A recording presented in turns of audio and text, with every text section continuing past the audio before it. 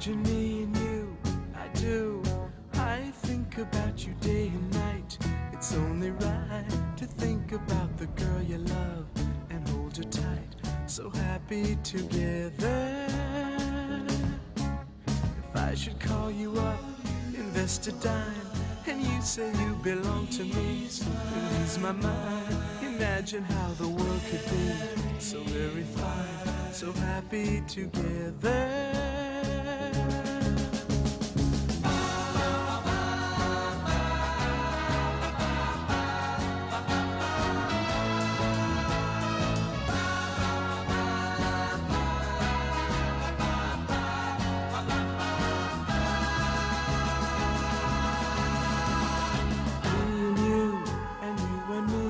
No matter how they toss the dice, it had to be.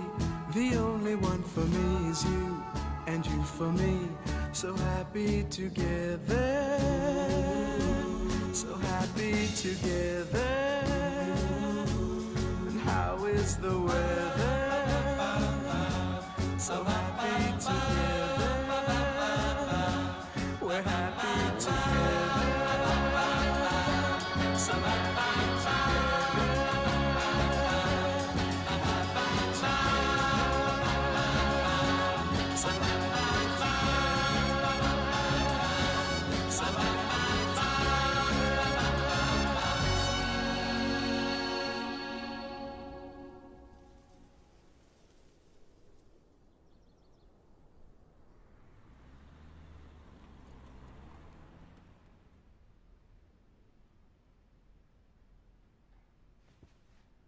I made a list of everyone I could think of that I photographed in Laurel Canyon.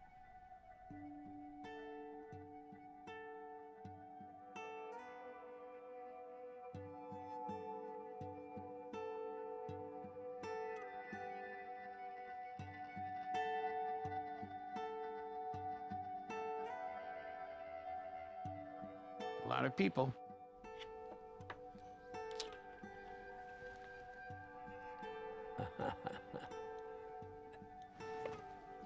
I first came to LA in '63 with a 4-part folk group. We came over to seek our fortunes and played at the Troubadour the second night we were in town. I'll bid goodbye to the whip and the line. Yeah. And ride no more in the winter time. Got a manager and a record company and all that. Very quickly, within a week, I went up to somebody's party up in Laurel Canyon. You could see it was a very cool place. The main boulevard is Laurel Canyon Boulevard, and it goes from Hollywood straight up into the Hollywood Hills, crests over the top at Mulholland, and goes down into what they call the valley.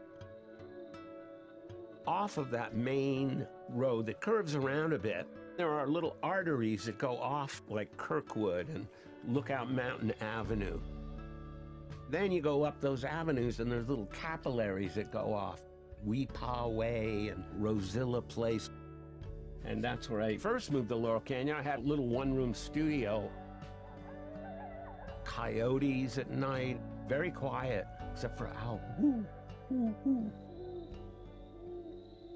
Sometimes in the afternoon you hear like a solo guitar kind of echoing from somewhere in the hillside, drifting through the canyon.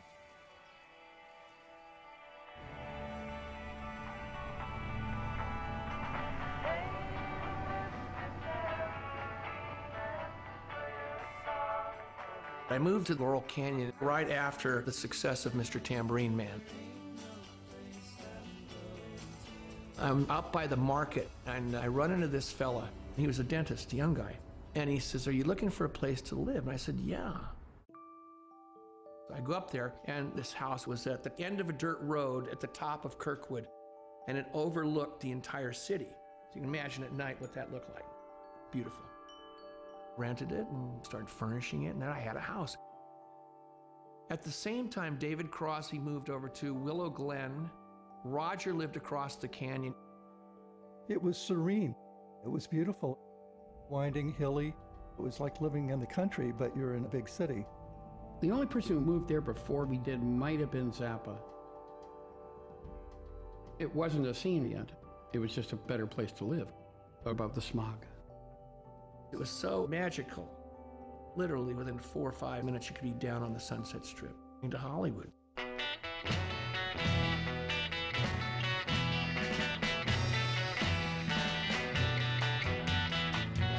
You showed me how to do exactly what you do, how I fell in love with you. Oh, oh, oh, it's true. Rock harmonies were going folk, you see, and we were doing rock and roll inspired folk music. You showed me how to say exactly what you We did songs that were entirely different from anything anybody had tried before. It's true. We wanted to stretch. We wanted to push back the barriers. We wanted to be innovators. The Byrds, they were a major influence on everybody in Hollywood, really. Even though we had been together for quite some time, we were initially trying to be a clone of the Byrds. I knew I could do the things that I saw the Byrds doing. Packing the house every night, all these people jumping up and carrying on. So I jumped on the wagon. I said, I'll do this thing until I'm capable of doing my thing. I went to Georgia, I went to Florida, I went to Mississippi, tripped in Mississippi. It was 4 of them, and I made the 5th when I joined the group. And I said, I hear you're looking for a rhythm guitarist. I'd give my right arm to be in your group. Arthur said, no, you're going to need it.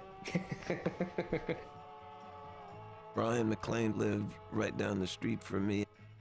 We lived there because mostly other musicians and artists lived there, and also because it was cheap. We used to call it Oz. The people that came to the clubs would just follow us to our houses, and we'd continue playing all night. Once it got above 20 or 30 of us living up there, it was a kind of a community. We would go around and visit each other quite a bit. David Crosby was right near us and gave us some pretty good advice. Johnny, there's already one Byrds, so if you guys want to make it, you're going to have to come up with your own sound. In elementary school, one of the kids had a guitar, and he allowed me to hold it. I started strumming it, and the vibrations just kind of tickled my soul. That was a love affair that's lasted to this day. I started playing guitar, and I heard Arthur sing. He was also a poet, and so we played together, and we had so many different names before we became love. We just loved music. We would pick up little snippets of songs from here or styles from there. Little Richard also was in the area, and he would give me advice and hints and stuff like that. In 1964, I went to England with Little Richard.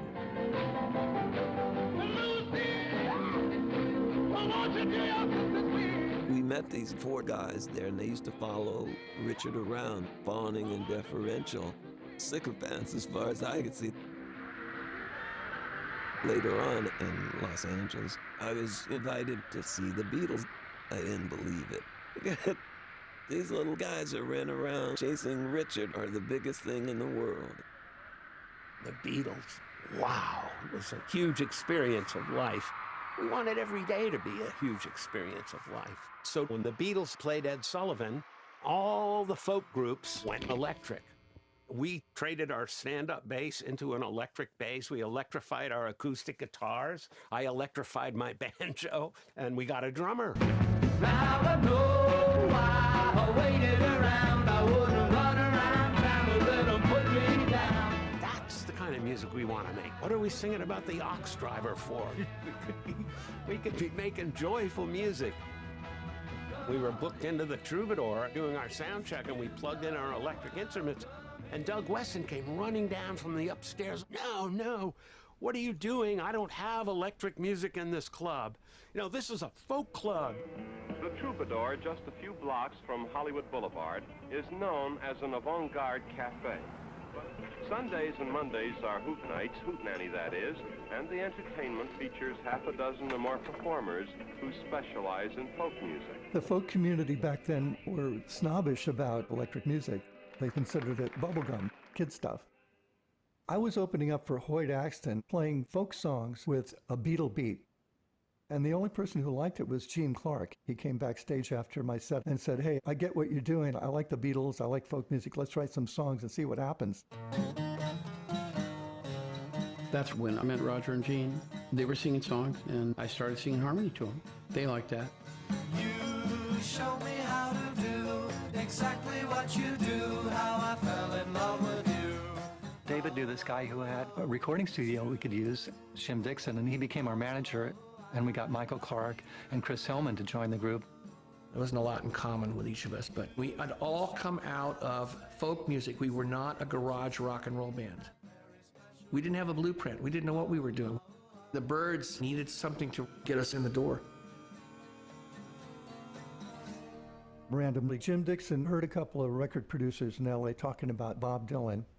Wow, it's a shame Bob can't use that great new song he just wrote, because Ramblin' Jack Elliott, he was singing out a tune on it.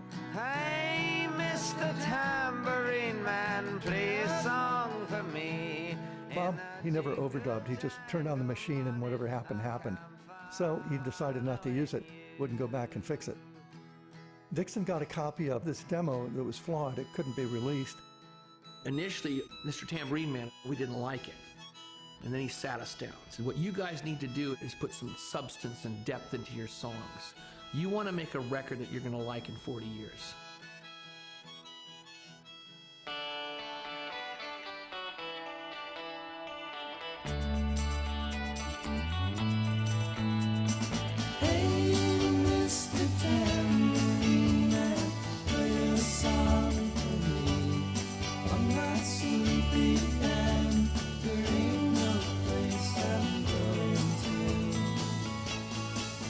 I remember Bob came to Ciro's and said, "Wow, man, you can dance to it." He got on stage with us. He loved what we did with Tambourine Man. We took it and we changed the groove. The next day, everybody in this town was talking about, hey, have you seen this band, the Byrds? Man, I heard Dylan showed up there the other night. People start coming in, word of mouth, word of mouth, word of mouth. All of a sudden, people are lining up after about the second, third week we were there.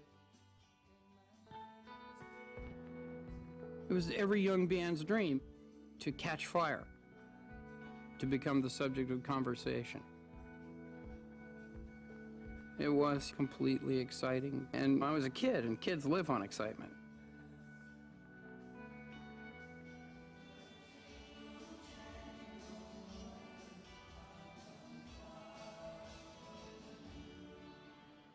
When I heard that music, here's this electric version of this song, it really inspired me to go to California to start a band.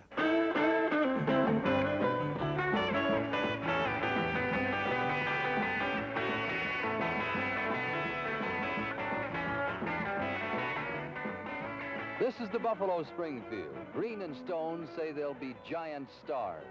It's up to you to make them such. My name is Neil Young. Hi, Neil. How do you do? Lead guitar player. How do you do? This is Richie Furay. Hello, Richie. Nice to see you. Hello, Richie from Up in the Yellow back? Springs, Ohio. Big Dewey Martin. Hello, Dewey. Bruce Palmer from Toronto, Canada. Steve Stills from New Orleans. Hello, Steve. Nice to see you. How does three Canadians and a couple of other fellas all fall in together? How did that happen? We knew each other from New York, from folk music. We decided we were going to go out to California, Stephen and I first. And then Neil Young, he came down to Los Angeles later on, but he couldn't find us. And so he was actually leaving, going west on Sunset Boulevard. Stephen and I were going east. And I saw him in a van going the other way on Sunset, and he stopped me, and we stopped, and we all stopped, and then we started.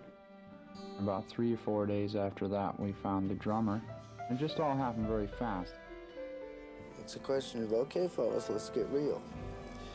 Let's do it right, professional, and without losing the magic of the music. I ran into the Buffalo Springfield before they had any work in LA. They just gotten together, and I got them a job at the Whiskey. I'm a 23-year-old kid, and I said, will you hire these guys? And they're a great band. Trust me. Oh,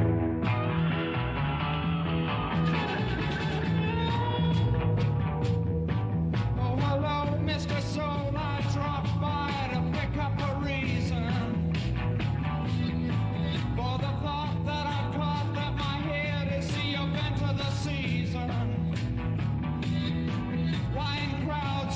trace of my face could seem so pleasing. I'll cop out to the change, but a stranger. We were playing in the Whiskey A Go-Go. We ended up being on a double bill with the Doors and with Love. I was down on the ground when the messenger brought me a letter. At the time, it seemed like such a big place. The Beach Boys were happening, the Turtles were happening. When they recorded Happy Together was the time I lived with Mark Volman up on Lookout Mountain. She said you're strange, but you didn't move there because you were wealthy. You moved there because it was right in the middle of town. It was really cheap to live. Richie stayed there about a year, then moved down the street. Laurel Canyon was a place people were attracted to. It was like a magnet. Neil Young, well, he lived up Kirkwood. We were creative people, we were young, we were ambitious, we loved the music. Okay, we're rolling. Take 4. We weren't required to make one song sound like another song. We did have a freedom. There was folk music, there was country music, our style of rockabilly music. Stephen will do a Spanish song, a bluegrass type song. The spectrum that we covered was incredible. come to see her in the river. She'll be there to wave to you. And we were just 3 individual songwriters, Neil Young, Stephen Stills, and myself, writing from different perspectives, bringing that together. That's what collectively made us Buffalo Springfield.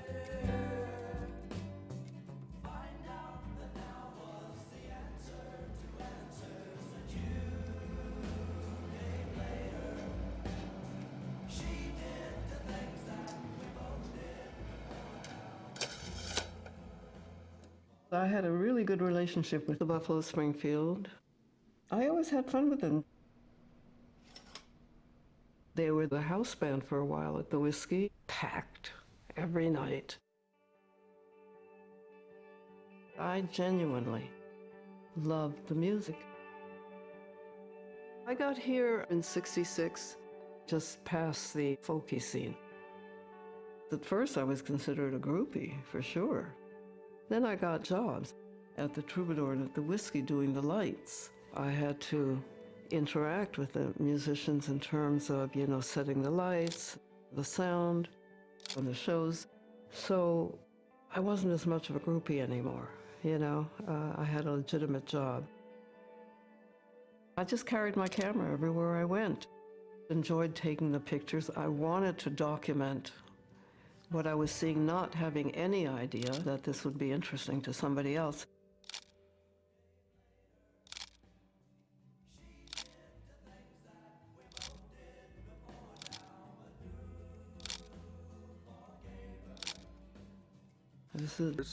That really brought a whole different mood to everything.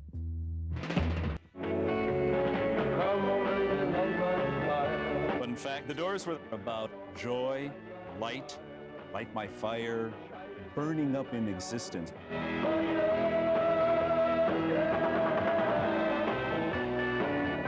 I think we're the band you love to hate, universally despised.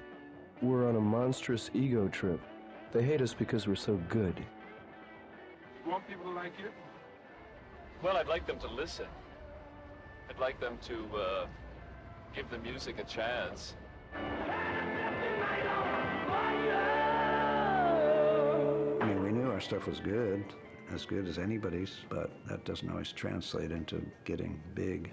Who was going to sign us?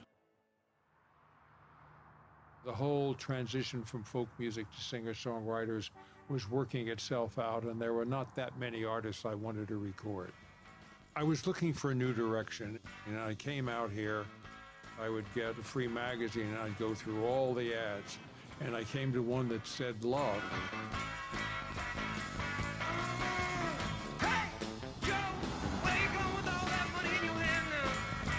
I was gripped by the music. I I went backstage and made him an offer. Said, we've never done rock and roll. You strike me as a good place to start.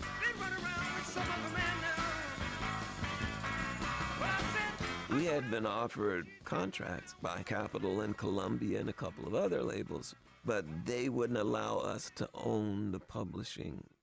Little Richard had told me that's where most of the money comes from, owning the copyrights and the publishing for your songs, because if someone else records them, you get paid, or if they're used in a commercial, you get paid. Elektra allowed us to own the publishing. That's why we signed up with a relatively unknown folk label. If you can come up with a distinctive sound in music, your chances of getting a hit are a lot better. This certainly has what's called a distinctive sound. It's the sound of my little red book. Again, here's Love.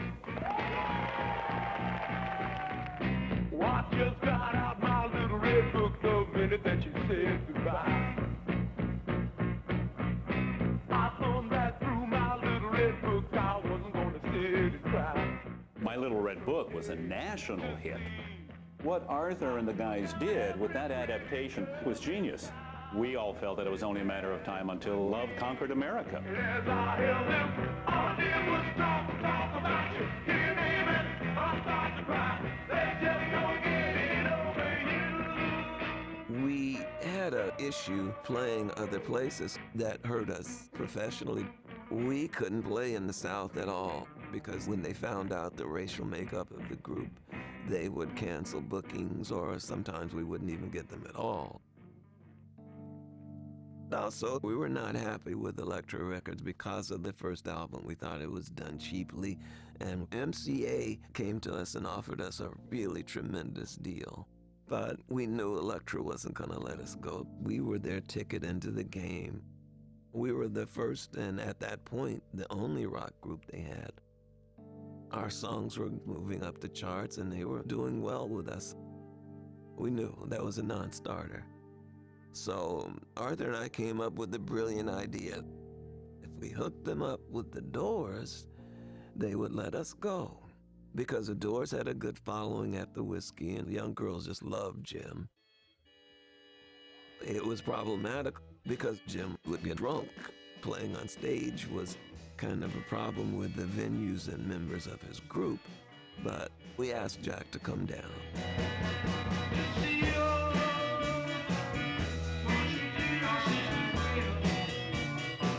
Jim, true to form, was drunk and stumbling around the stage. I didn't get it.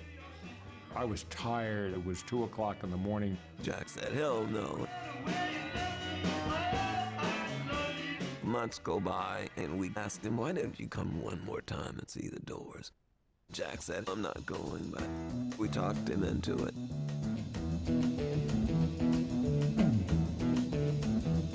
You know the day destroys the night, night divides the day. Try to run, try to hide, break on through to the other side, break on through to the other side, break on through to the other side, yeah. Jim was on his best behavior, sober and in his element. I found an island in your arms, country in your eyes, arms and shoulders, eyes and lines, break on through to the other side, break on through to the other side, break on through, oh! They sounded so much better, and Jack saw what we saw. It was so magical. Morrison was like a comet streaking across the sky. He was incandescent and burning. Deep and wide. I thought they were going to be the most significant artists we had had up until that time. Break on through, break on through, break on through, break on through, hey, hey, hey. That same night, they signed the Doors. We thought, great, now it's cool, they're gonna let us go. And they said, hell no, you guys aren't going. All of a sudden, man, they're pushing the Doors like crazy, you know? All of the resources that had been allocated to us were moved to the Doors. Publicity and radio, charts in magazines, and the Ed Sullivan Show. Break on through to the other side, break on through to the other side. We basically shot ourselves in the ass by doing that. were put on the back burner. Jack had this idea to do a billboard for the Doors' first album. Nobody had ever had one before for a record. They let us climb up on top of it. That was pretty cool. I had realized my Southern California dream at that point. We could pay the rent. John and I got a place up on Lookout. Nice view of the whole canyon. And Jim got a place right next to us. That was for Jim the perfect setting to do his music. He was at heart a poet, but he set his poetry to music. One night up in Laurel Canyon, Jim was in one of his moods where he was just down in the doldrums. I said, hey, let's go up to the top of Laurel Canyon and watch the sun come up. Maybe that'll give you a different mood. And it worked. He realized that people are strange. When you're strange, faces come out of the rain. When you're strange, no one remembers the name. When you're strange. Jim always says, write about something universal that 40 years from now might still mean something. People are strange.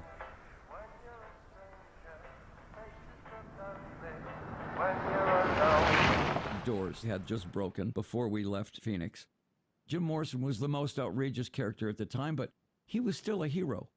Rock needs a villain. Alice Cooper, we saw horror and comedy and rock all in bed together. We were theatrical. I played the character Alice Cooper, this villain born. We had become the biggest band in Phoenix, quit college, and moved to Los Angeles, not realizing that every single best band in every single city was there in LA. It was pretty competitive. We had been turned down by every label. They wanted the next Buffalo Springfield. They didn't want any freaks like us. The whole band was like a walking nightmare. There's real blood on the stage. Nobody likes me, it's all my fault. This one night, and the music we played was just white noise. The audience could not take it. Within 4 minutes, we had cleared the place. Only one person left standing there, and it was Frank Zappa. Frank looked at us. He says, "What was that?" People had a very violent response to it. Invariably, when they would play, people would leave the room, and I knew they had something. Frank Zappa was just starting his record label, Bizarre Records, and he wanted some new look, some new sound. So Frank says, okay, why don't you guys come over tomorrow at 7 and I'll listen to you. We were so anxious because everybody wanted to meet Frank Zappa.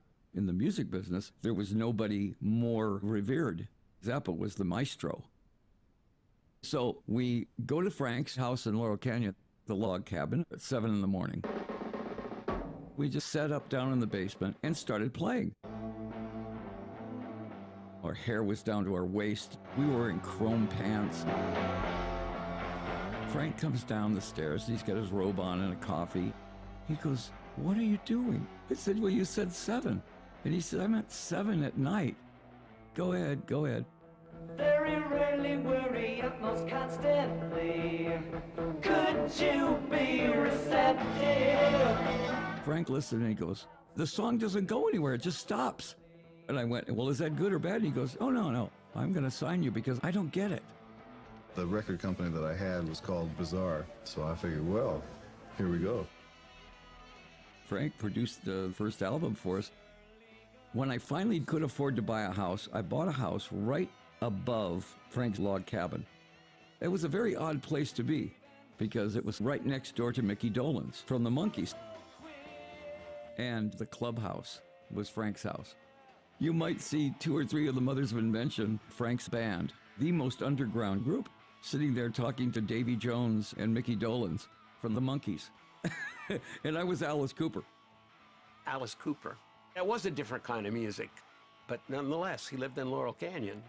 It wasn't all peace and love hippies up there. Everybody was a fraternity. You're the Mothers, we're the Monkees, so what?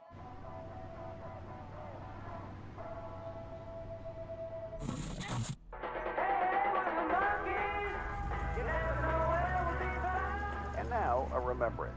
Peter Tork, best known as the keyboardist and bassist for the 1960s hit band The Monkees, has died. Yeah, you know what? I should put a picture of Peter Tork up on my Facebook on the Monkees set. Okay? Bye. In the 60s, we wanted to learn, just awaken, just kind of awaken your imagination and your thought. We all started reading the Indian Gurus, the book called Autobiography of a Yogi. And that really opened up my life, reading that book. We're all here to learn. We're all students, but you should think of yourself as the only student, and everybody else is your teacher. When you die, you don't die. You just leave your body, and it's just like walking into another room. I bought a stack of them. I remember giving one to Peter Tork on the Monkee set. I did a group shot of the Monkees sitting on a couch, and he was reading the Yogananda book. I felt so good about that. And today, he walked into the other room. He left the mortal coil. He left us.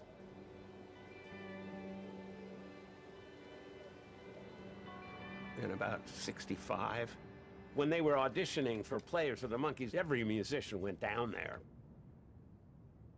And Stephen Stills almost was one of the Monkees. He went to audition, and they said, well, your tooth doesn't really work. He had a snaggle tooth.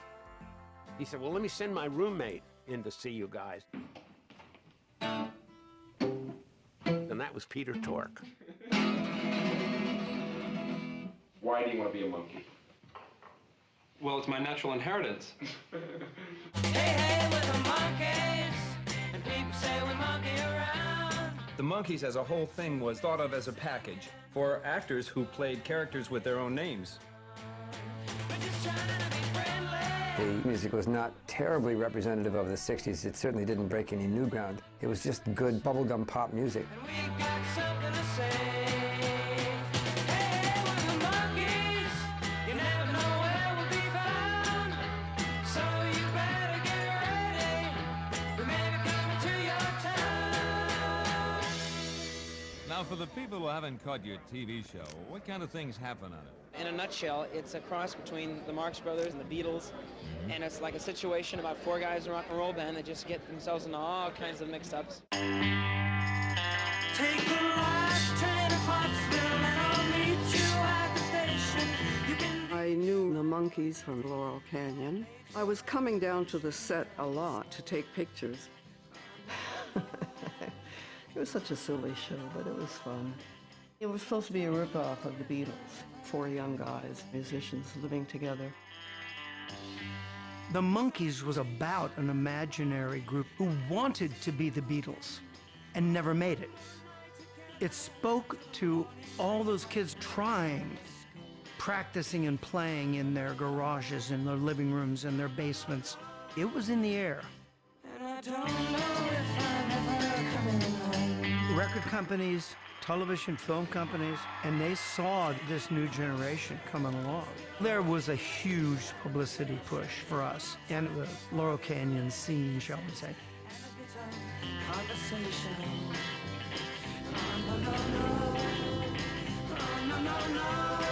The place I moved into looked like you're in the middle of the Rocky Mountains. It was an old cabin a Disney animator had built and looked like a Swiss chalet. Massive pine trees, rock gardens. It did turn out to be a gathering place. We began to throw these soirees along with a ping pong tournament. Up the street were the Turtles, and Zappa was a little further down. People were just everywhere, literally wandering around the little streets, not even knocking on your door, just walking in. How you doing? What do you got to eat? Stephen, oh, good to see you.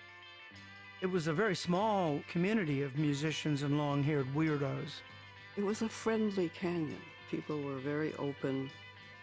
I lived on Lookout Mountain, and then I moved to Tork's house. Peter was like my best friend. I was always taking pictures of Peter. I took more pictures of him than anybody else. So good. A mensch, as they say. He was a really lovely guy. I enjoyed being around him, except Peter was a nudist. I had just got a really cool love seat, and I come home and there's buck-naked Peter sitting on my love seat. I wasn't pleased with that. That's me playing a banjo, and I'm going to do some more of that. I hope you're ready. Ha. Peter, he had this great house on the other side of Laurel Canyon, on the valley side. Swimming pool and a dressing room, great view. Harrison Ford built his music room, and there were a lot of people that just came to hang out, smoke pot. The Beatles, Buffalo Springfield. It was fun. Had no responsibilities. They were all playing at local clubs. And when I think about it now, we were so, in our little bubble. We were so apolitical, the group of people that hung out in these clubs. Loved the music and everything, but there was far more going on in the world. And it took a while for us to evolve, and get to that place where we cared.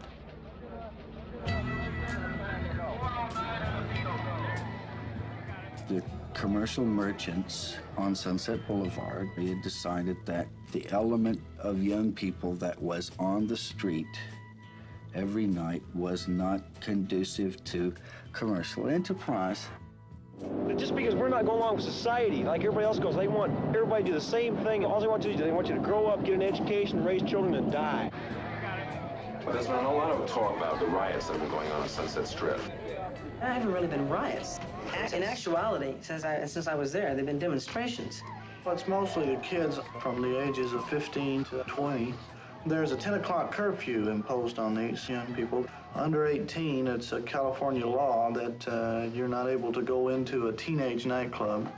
There was a club called Pandora's Box, where Crescent Heights, Sunset Boulevard, and Laurel Canyon all came together. The kids gathered there, and Stephen was just observing what was going on one night coming home from the whiskey. What happened was just a bunch of kids got together on a street corner and said, "We aren't moving." Then about 3 busloads of Los Angeles police showed up.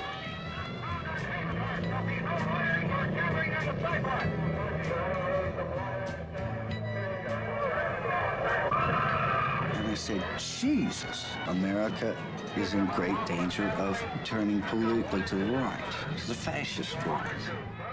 I get home and I run and I pick up my acoustic guitar, and all of a sudden it turned into a song. Every time we stop, hey, what's that sound? Everybody look what's going down. A lot of people want to apply the song to the Vietnam War. That's what makes the song so special, how the audience interpret it for themselves. What a field day for the heat. That war was an undercurrent of our lives. We were right at the age where we would be first in line to be shipped over there. So we were all concerned that they were going to take us out of Oz and send us into some godforsaken jungle. It's time we stop. Hey, what's that sound? Everybody look what's going down. People started tuning into the news and realizing that Sunset Boulevard was not the end-all and be-all of the world. There were things going on out there. You can see the flames coming out of the building directly across the street. What leads a person to do this? Bring about a situation that might explode. Maybe we have something to do with it. Step out of line, the man come and take you away. People started to come out of their own egos. The songs changed and became much more relevant. What's that sound? Everybody look what's going. You better stop now. What's that sound? Protest, integration. It was like the collision of these meteors all over the United States.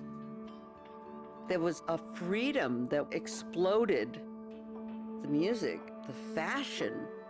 The 60s were a change in almost every facet of our lives. We had sort of a communal type existence. We wanted a name that would indicate that there were both men and women in the group, because it was the first group that actually was sexually integrated. When we had formed the Mamas and the Papas, I was with John Phillips. We'd been married for about a year. John has written an epic tone poem of historical nature describing our very get-together, and so we'd like to sing it for you now. Cue the tape.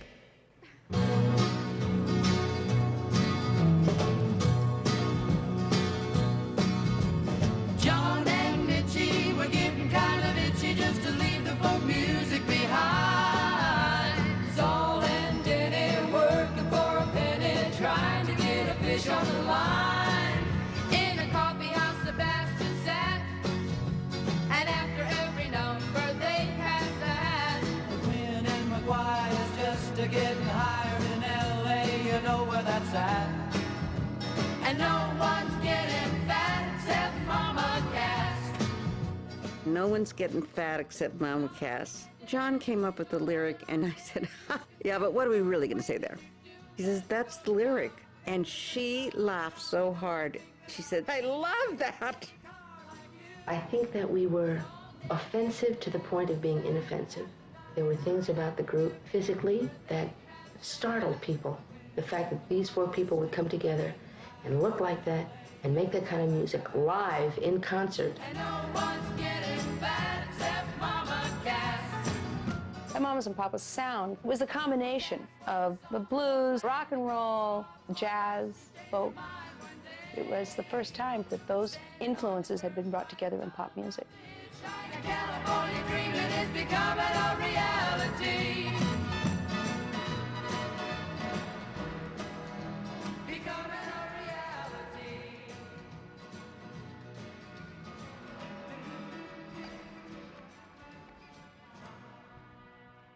At that point, Laurel Canyon was very well developed. There was a charm to it, very green, cute little houses.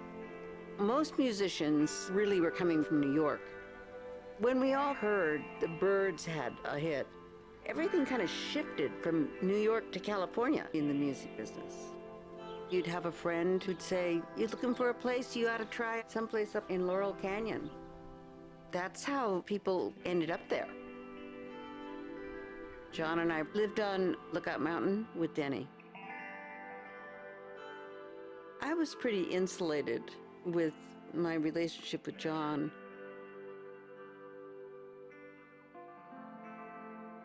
Michelle and I had an affair. That was just a pure and simple mistake. When this surfaced, it was very hard for John to accept that his wife and his best friend had had an affair.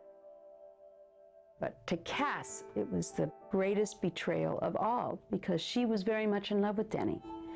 And she had always hoped that someday she and Denny would actually be together. It was very, very difficult to overcome. But we decided the group was going to continue. So John moved out with Denny, and I stayed at the house on Lookout Mountain. Now, while they were living together, they were living the fantasy life of two rock and rollers.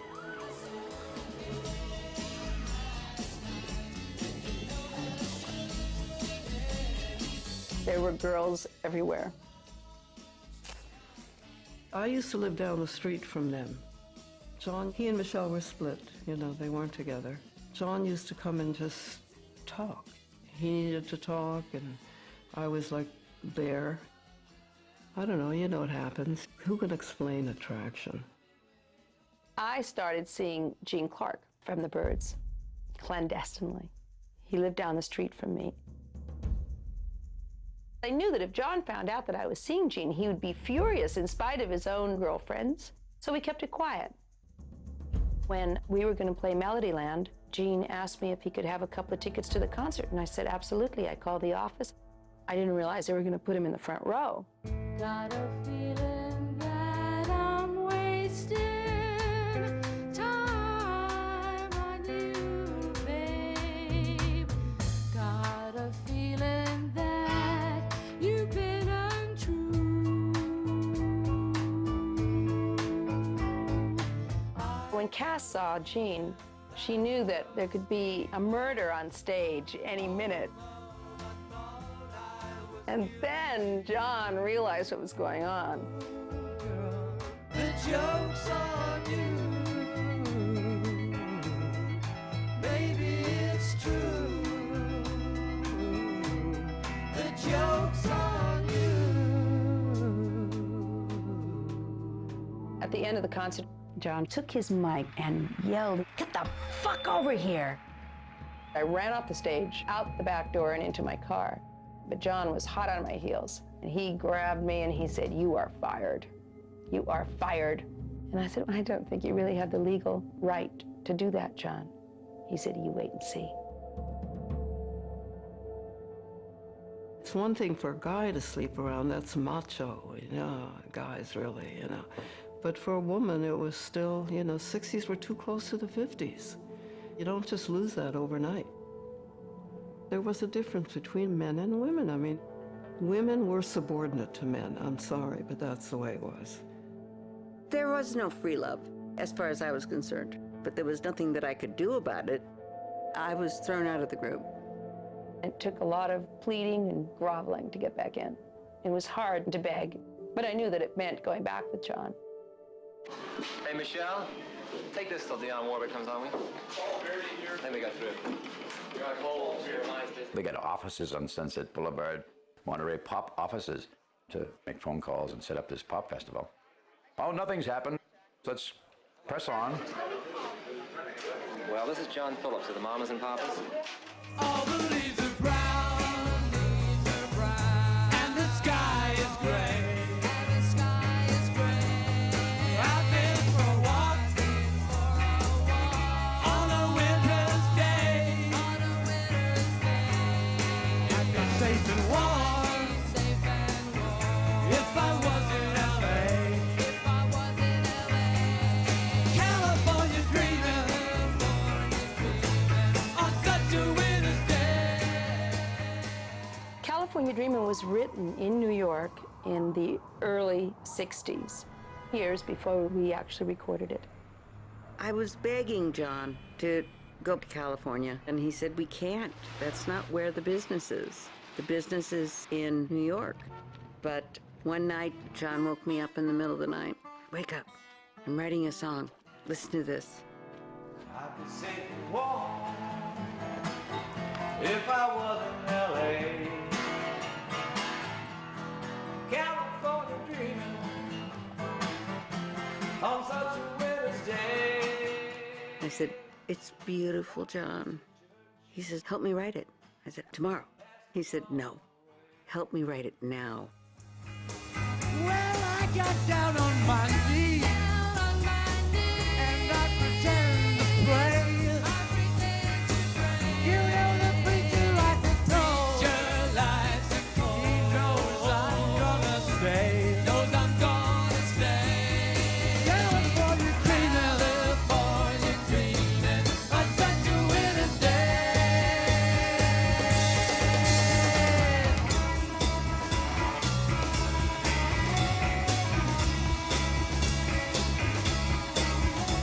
The Monterey Pop Festival, we didn't know that it would be a historical landmark in music.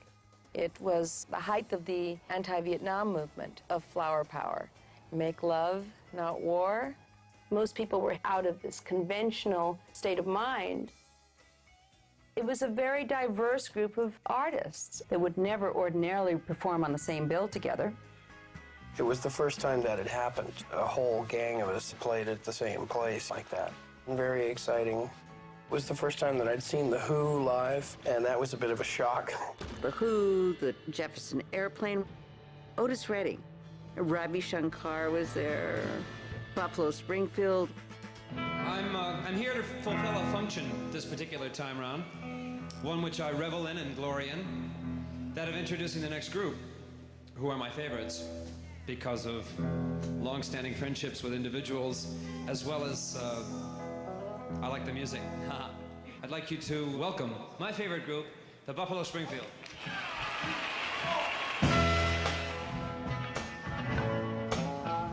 Just before the festival, the Springfield was reaching its demise. There's a crowd of lives being drawn. Nobody's right if everybody wrong. Neil made it a point to be in the band, out of the band, in the band, out of the band, and so we kept going back and forth. We got to stop, children, what's that sound? Everybody looks going down. We were at Monterey, we were down a man, and we got David Crosby to come and sit in with us. And everybody got really uptight.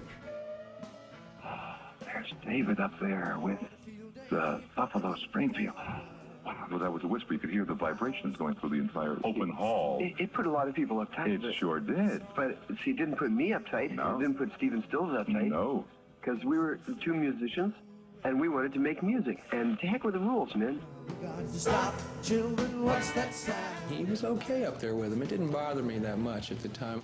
I had a feeling David was getting restless, and he felt that it was time to do something else, and he was sort of looking around for something else to do. Paranoia strikes into your life, it will. Songs when you're always afraid. I wasn't really highly regarded in the Byrds as a writer. You know, that was one of the bones of contention. David Crosby was very talented, but he also had an ego the size of the moon. He became very difficult to work with. I was very competitive with Roger, who was always central in the Byrds, and rightly so. The Byrds were like a pirate ship as opposed to a close-knit group of brothers. The differences were in who got their songs on the record. Terry Melcher was our producer. He was my friend. He'd get my songs on there, and he didn't like David Crosby, and David Crosby didn't like Terry Melcher. So David wasn't getting his songs on there, and that was a problem. They were good songs, but it was politics. I wanted more of everything. I wanted more attention. My position in that band was wingman. That was part of the grit and the gears that eventually made that one come unglued. So they let me go. I've never been good with rules, but life has changed. Everything changes all the time. Okay, so who you are, what your name is, and what you really do. Who I am? Let's see.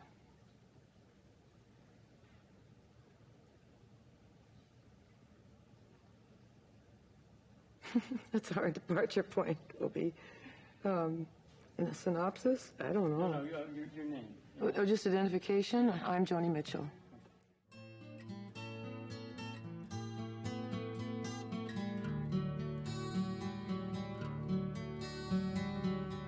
Trina wears her warm palm beats. She fills her drawing book with light. I remember when I first got here, driving around up in the canyons with a good stereo. There were no sidewalks, there were no regimented lines. The ruralness of it, the friendliness of it, no one locked their doors. Antique luxury, she is a lady of the canyon. Do-do-do-do-do-do-do. La la la la la la. Having lived in New York and then come here, having trees in the yard, having ducks in my neighbor's yard floating around on the pond. The ducks on the Ladies of the Canyon album were actually on a pond that I could see from my dining room window. Joni's house on Lookout Mountain Avenue was one of those little typical Laurel Canyon bungalows. Wood shingles and a wood roof, big windows all over, big beautiful natural wood grand piano in the living room, her paintings, her drawings, and little crystals hanging in front of the window. Very conducive for the kind of music that she wrote. The record company needed publicity pictures, so I went up there with my partner, Gary Burden. But as we approached the house, she was leaning in the window waiting for us. And luckily, Gary got into a whole conversation with her, which allowed me to change from wide angle to telephoto and just kept clicking away as long as she was talking. Joni Mitchell, a very young lady, Saskatchewan born. You're just starting out, sort of, aren't you? I consider that I've only started within the last year because I've only felt that I've begun to have my own way to go, my own songs and my own guitar style, and I'm starting to get my own vocal styling now. Joni had 20 of the best songs I'd ever heard. And I said, I would do anything to work with you. What do I have to do? Joan did everything herself. She booked her tours. She was her own agent. She traveled all alone. And she said, I'm leaving for Detroit tomorrow. If you want to come with me, spend your own money. I could use the company. And so we went on the road together for about 3.5, 4 weeks. When we came back, Joni became my first client. All the New York companies passed, Sony and RCA and MGM. They didn't really want any folk artists. Vanguard had Joan Baez and Elektra had Judy Collins. So it was very hard for Joan to get a deal. My music, it's on a guitar. I looked like a folk singer, and folk music was already dead. I had come in so late in the movement, and everybody assumed I was a folk singer, but in fact I was really a classical musician in a certain way. My goal was to go out to California. And I played her demos for Warner Brothers. Fly, silly seabirds, no dreams can possess you. That was my first deal that I had ever made. I hired David Crosby to produce Joan's album, her first album. He had just been kicked out of the Byrds 4 or 5 months earlier. He had met Joni in Florida. I walked in the door, she was singing Michael from Mountains or Both Sides Now. It just stunned me. I was in love with her for a year. We were both just so excited to bring her out to California. There was just a plethora of great bands coming out of LA at that time, the Doors and the Turtles and Mamas and Papas.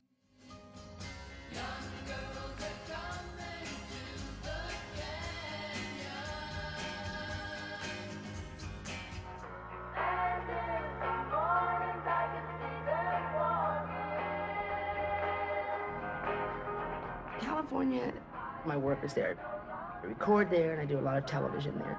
But all work and no play makes Cass a dull girl. I looked at 78 houses before I bought my house. My house looks like it was just snatched out of Connecticut and set right down in the middle of California. A lot of roses and a lot of grounds around it. Very often, Mama Cass, she would be on a TV show with the Mamas and Papas, and she would meet young groups from England over for the first time. And that was the case with Cream. And she met Eric Clapton. He didn't know anybody. He'd never been to the U.S. before. She said, well, come up to my house. I'll bring some friends over. We'll have a little barbecue in the backyard. She invited Mickey Dolenz. He came over with a 16-millimeter camera. And David Crosby. Crosby brought his new protege, his new find, this young girl who sang her own songs. And she came over and sat on the grass with her guitar.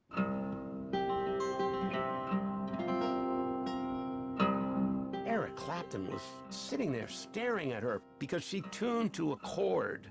It's a kind of a folk tuning. You tune to a chord, and then you don't do the normal fingering. He had never seen this before. He sat there just amazed. Fly, silly seabird, no dreams can possess you. No voices can blame you for sun on your wing. I produced her first album. My gentle relations. I didn't really know what I was doing. I just knew that I wanted to get her on tape without a lot of other crud being put on top of it. Freedom of all flying things. I think perhaps without David's protection, they might have sicked some kind of producer on me who would try to make an apple out of an orange. His instincts were, I'm going to pretend to produce you, but I'm not going to do anything. He basically was going to protect it because he liked it the way it was. I came to the city and lived like old Crusoe on an island of When I climbed up my first palm tree at Los Angeles International Airport, I never wanted to go back to England after that. Hey, Carrie Ann, what's your game now? Can anybody play? I had come to Los Angeles with my band from the north of England. I'd already been in the Hollies for 7 years. They had struck a formula for success and were content to drive that formula into the ground. They didn't want to follow my urge to keep getting better and moving forward. When the lesson's over, you'll be with me. I began to realize that I was in the wrong place. The Hollies were being thrown a party by a record company.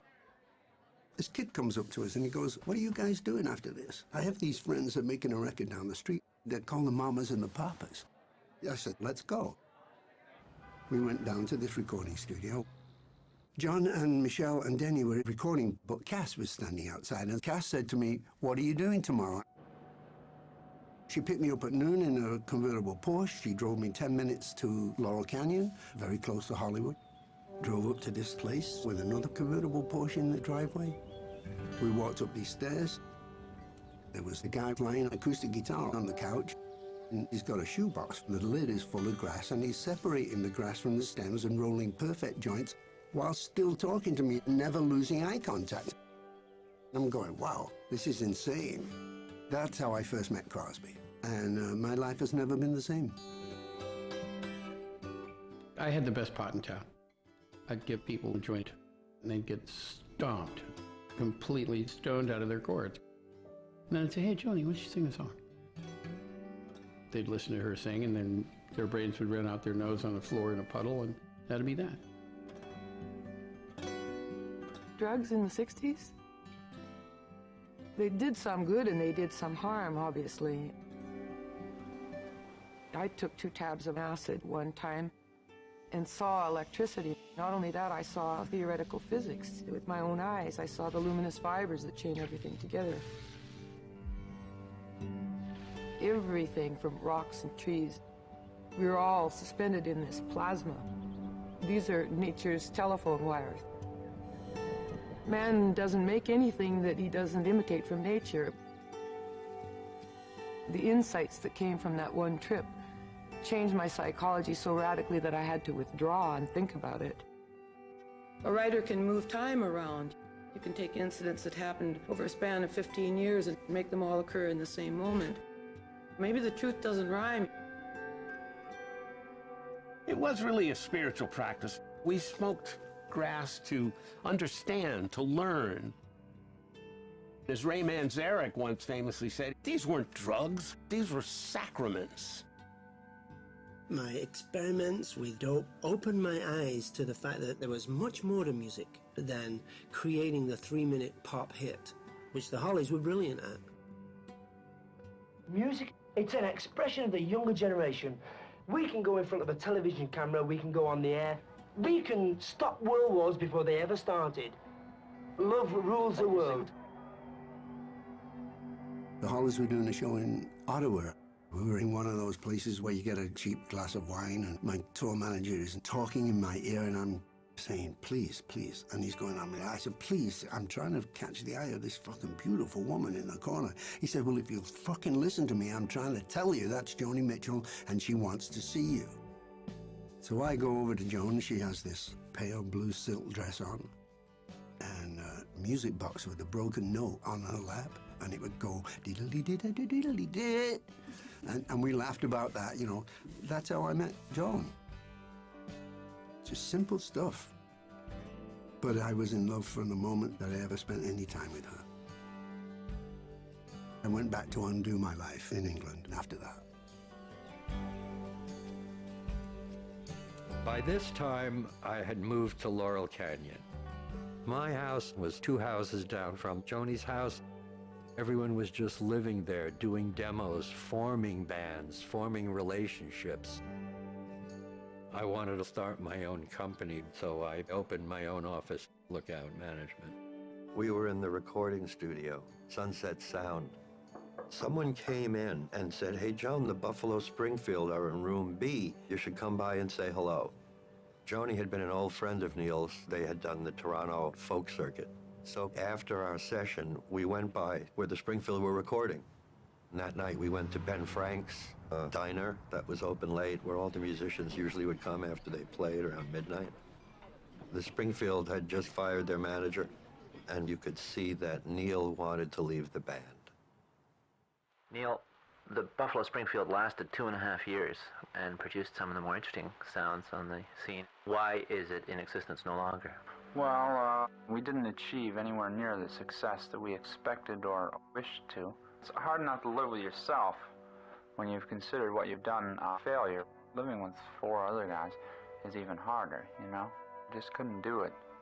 And I quit We couldn't quite clear that final hump. You get the big gigs and get paid all that money, press agents, management, whatever. And I think we were on the verge of it when Neil took off to do his solo album, and David Crosby and I, both having seen the demise of our respective bands, we were hanging out together for a period of months trying to figure out what we were going to do next.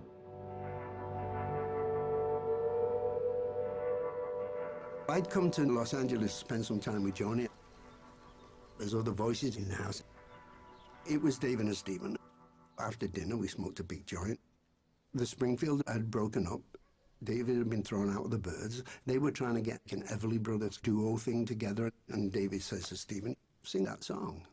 In the morning, when you rise, do you think of me and how you left me crying? I said, holy shit, do me a favor, sing it one more time. I said, cry, my baby, you don't have to cry.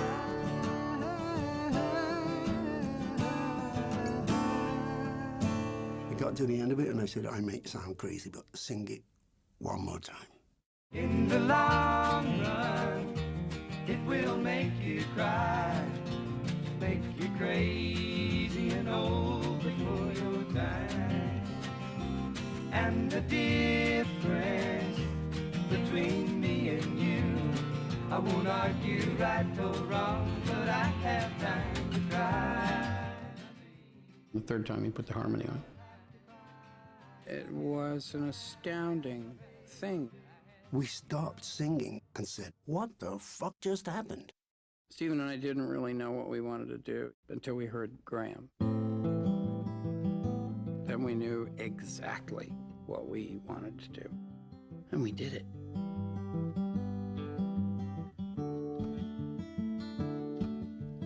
Helplessly hoping her harlequin, others nearby, awaiting a word. We would go down to our friend's house and say, listen to this. And we would blow their minds. True spirit, he runs, wishing he could fly. We'd heard a lot of Peter, Paul, and Mary, and that's 3-part. But we tried to make our voices into one voice. David's accent and Stephen's accent and my accent all coming together with this one sound. That's what was different. He waits by the window and wonders at the empty place inside. When a chemistry happens between people musically, it's magic. You can't predict it, but something happens. Something new. Or even hello. We had almost finished the record, but we didn't have an album cover. Henry, he would hang out a lot in the studio while we were making that first record. Took him in a car and drove around West Hollywood. We just see whatever came up. Wherever we were, we'd turn that into a picture. I would just shoot everything that happened. And then we found this little house. The house was empty. It was kind of boarded up. It was obviously dilapidated. It looked as if nobody had lived there for a few years. It was funky, but it suited the music that we wanted to present. Laid back, denim, hippie, long hair, dope, that kind of a feeling. The next morning, Henry comes down to the studio with the proofs, and we go, shit, that's the one right there. And we're in the wrong order. Nash, Stills, and Crosby will flip it over, but then Stephen would be playing the guitar backwards. That would be a controversy. So I remember saying, well, let's just go back. Jump on the couch in the right order. It'll take 5 minutes. So we went back in the car, got there, and the house was gone.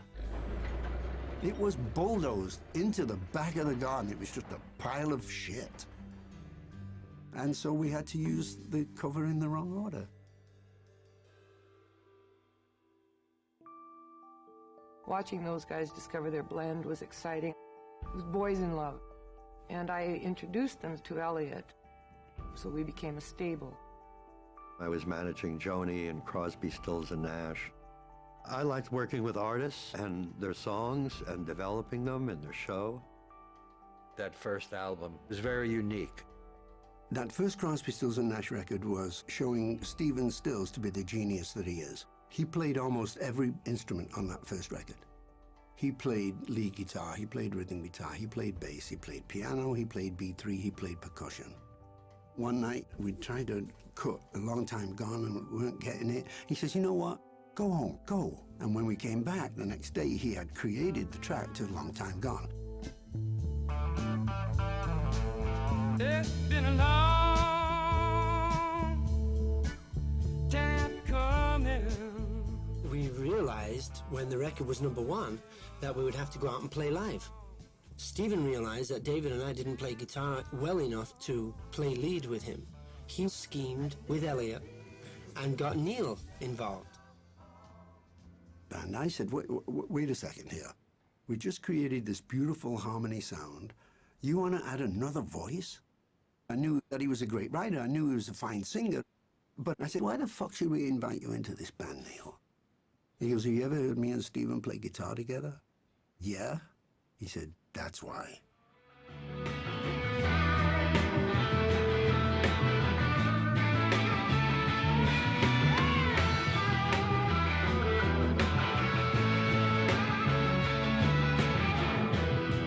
Neil joined for the tour. We did Chicago Auditorium, 2 nights for Woodstock.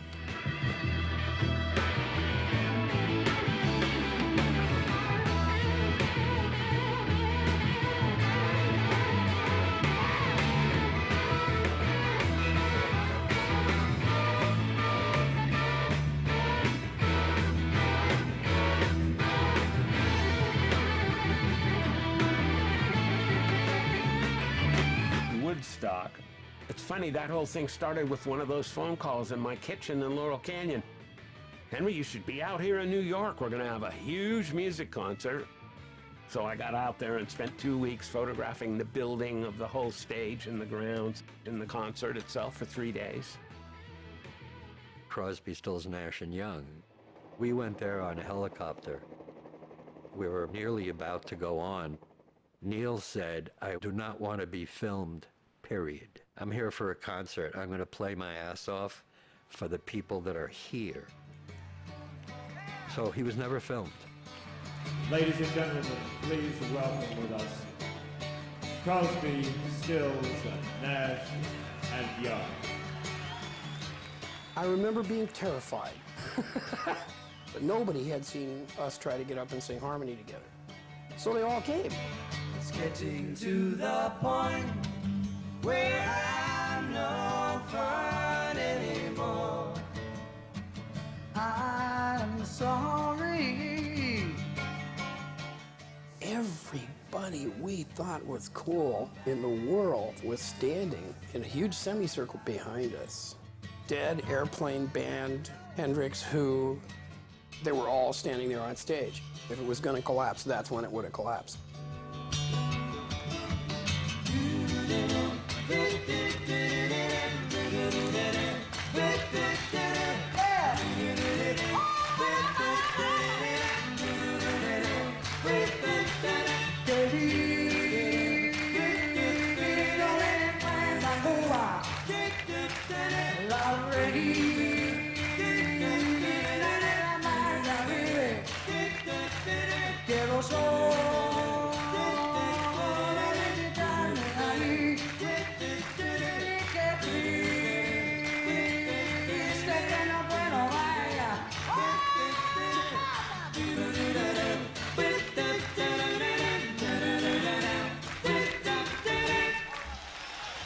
Everybody was really excited.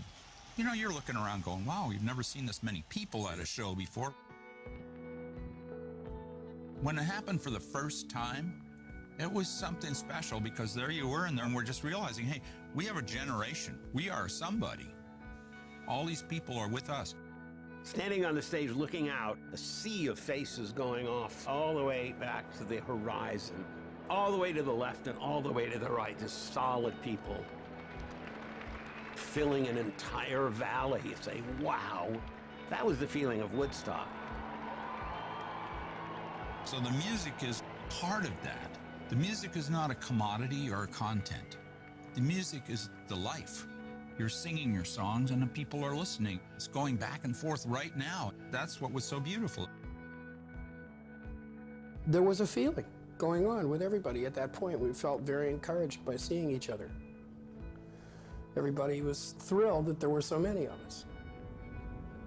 We thought, hey, we're going to change everything.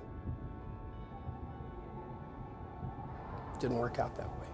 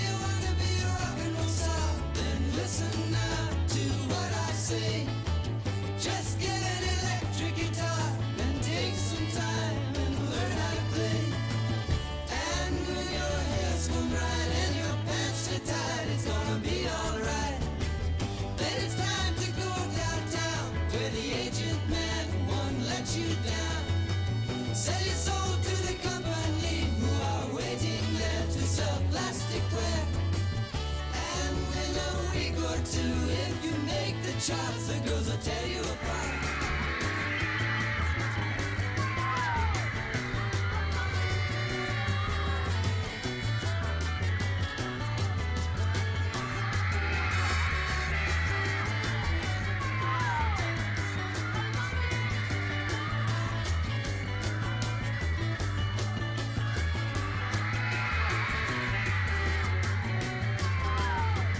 What you paid for your riches and fame, was it all a strange game? You're a little insane.